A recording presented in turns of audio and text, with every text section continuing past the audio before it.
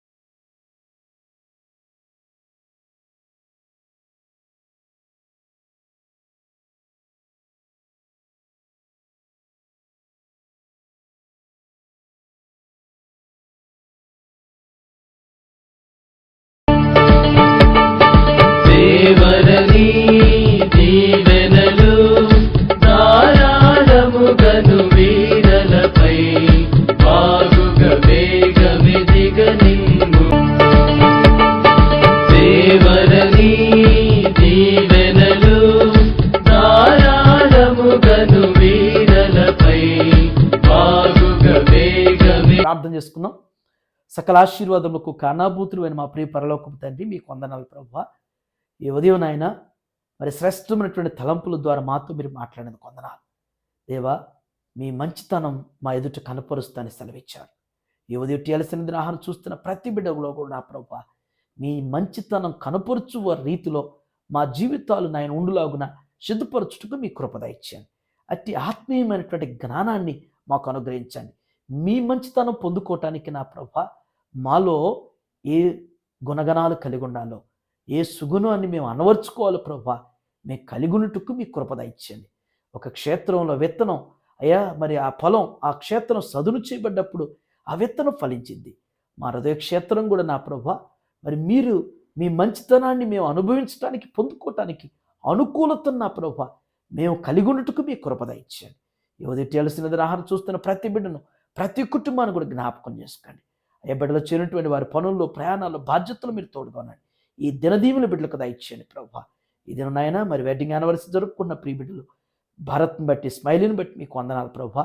127-28 సంకీర్తన బిడ్డల జీవితాలు స్థిరపరిచిన ఆయన అయా రుచికరమైన ద్రాక్షారసంగా వారి జీవితాలు మార్చబడి వారి యొక్క ఉద్యోగాల్లో బాధ్యతలు తోడుగోనని ఇచ్చేటువంటి గర్భఫలాలను మీరు ఆస్వాదించిన ఆయన ఇలాంటి వెడ్డింగ్ యానివర్సరీ ఇంకా అనేకం జరుపుకోవడానికి మీ కృపద ఇచ్చామని యేసునామములో ఈ ప్రార్థన మీకు సమర్పించున్నాను తండ్రి. ఆమేన్. God bless you all.